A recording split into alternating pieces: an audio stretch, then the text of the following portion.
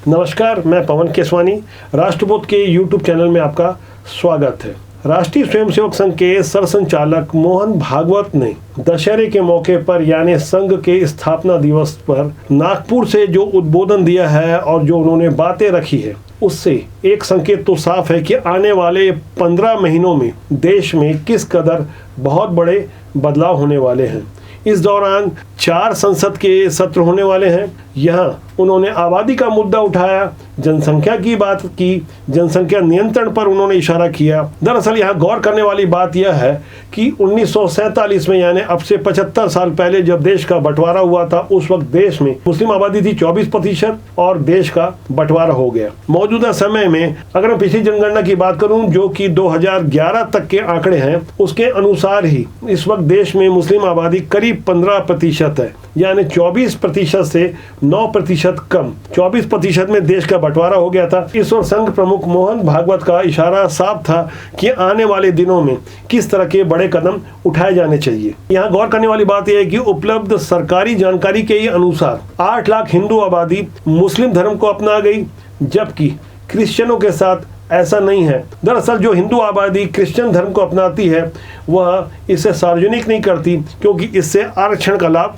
वंचित हो सकता है। यही कारण है कि जहां क्रिश्चियन आबादी 2% तक बताई जाती है वह इससे कहीं ज़्यादा हो सकती है, जबकि हिंदू आबादी 79% जो बताई जाती है वह इससे कहीं और कम हो सकती है। क्योंकि जनगणना के अंतिम आंकड़े तो 2011 में ही आए थे, 2022 है इस वक्त। हर 10 साल में होने वाली जनगणना का काम अभी रुका हुआ है, अभी नए आंकड़े सामने आए नहीं हैं। यही कारण है कि पुराने आंकड़ों पर ही अगर हम बात करें तो संघ प्रमुख की आशंका कहीं से भी गैर वाजिब नहीं कही जा सकती। इन आंकड़ों में हम क्रिप्टो क्रिश्चियन की गिनती तो कर ही नहीं सकते।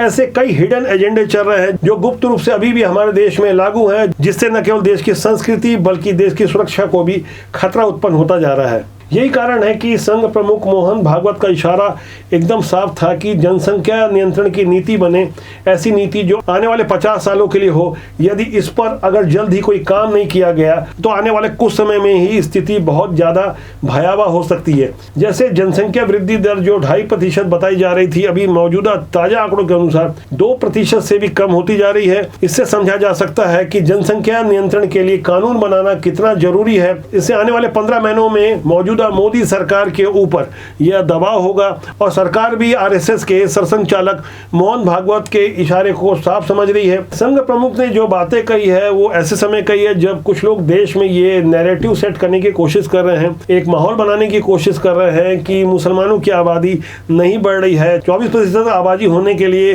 1000 साल लगेंगे, ऐसे तमाम दलीलें दी जाती है। लेकिन हाल में ही जो देश में चल रहा है कुछ बड़े खुलासे हुए हैं।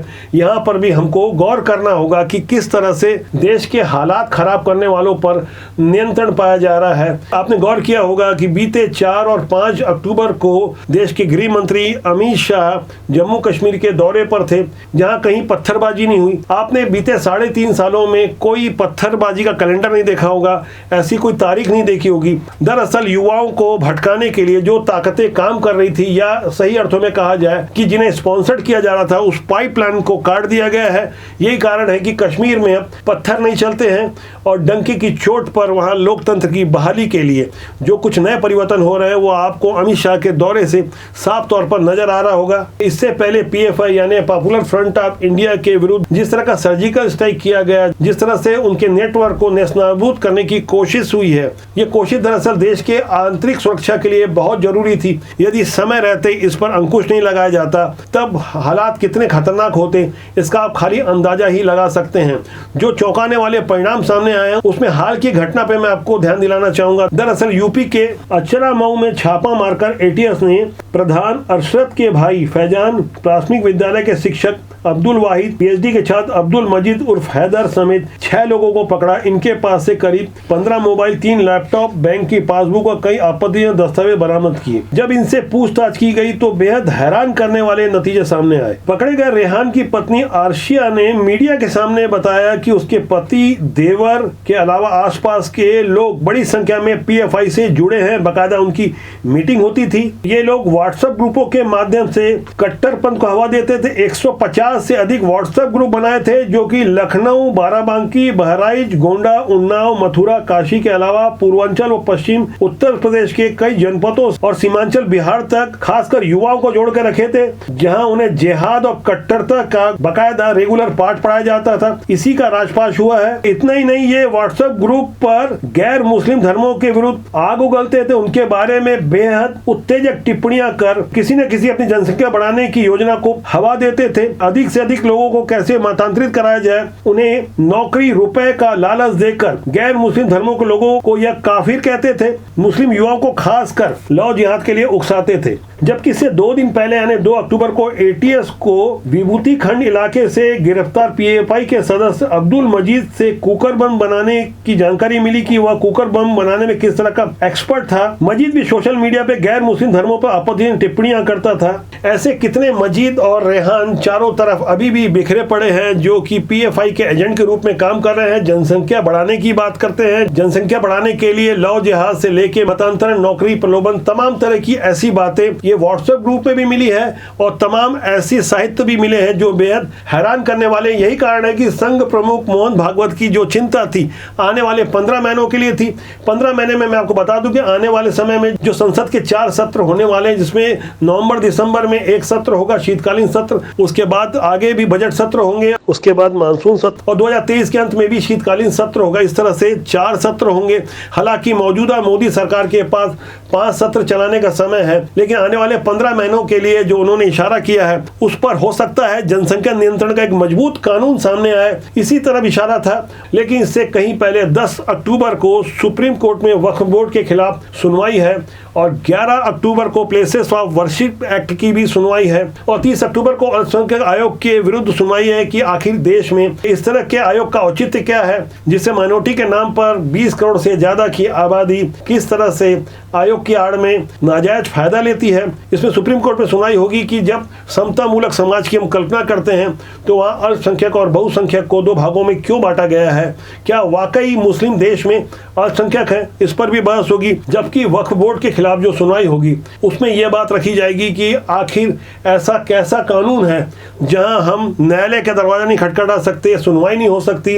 वक्फ बोर्ड अपनी दादागिरी करते हुए देश में कि 12 लाख करोड़ की किस्त से संपत्ति अर्जित कर चुका है। यही कारण है कि वक्फ बोर्ड के खिलाफ सुनवाई हो रही है। और प्लेसेस ऑफ वर्शिप एक्ट जिसे 1991 में पूर्ववर्ती नरसिम्हा राव सरकार ने बनाया था, यानी ये कानून इस तरह का है कि जो मुगलों ने और अंग्रेजों ने हमारी संपत्ति पर कब्जा करते हुए जो अधिकार जमाया था और आजादी के 75 साल बाद सनातनी आबादी अपने धर्म स्थलों को, अपने मंदिरों को जिन्हें कब्जा कर लिया गया, इसे वापस लेना चाहती है, तो उसके लिए कोई कानून नहीं है। इतना ही नहीं बल्कि मौजूदा कानून इस बात की इजाजत नहीं दे सकता कि आप कहीं अदालत का दरवाजा तक खटखटा नहीं सकते। यही कारण है कि अक्टूबर के महीने में जो सुप्रीम कोर्ट में 3 बड़ी सुनवाइयां होनी अलग अलग मामलों में, वह तुष्टीकरण के खिलाफ तगड़ा प्रहार साबित हो सकती है। तुष्टीकरण के ऐसे कानून जो कि पूर्ववर्ती सरकारों ने बनाया है, इसके विरुद्ध मोदी सरकार आने वाले सत्रों में नए कानून बना सकती है और सरकार अपने कुछ और बड़े इरादे साफ कर सकती है। जैसा कि मोदी सरकार के बारे में एक धारणा है कि वे बहुत बड़े फैसले अचानक चौंकाते हुए लेती है।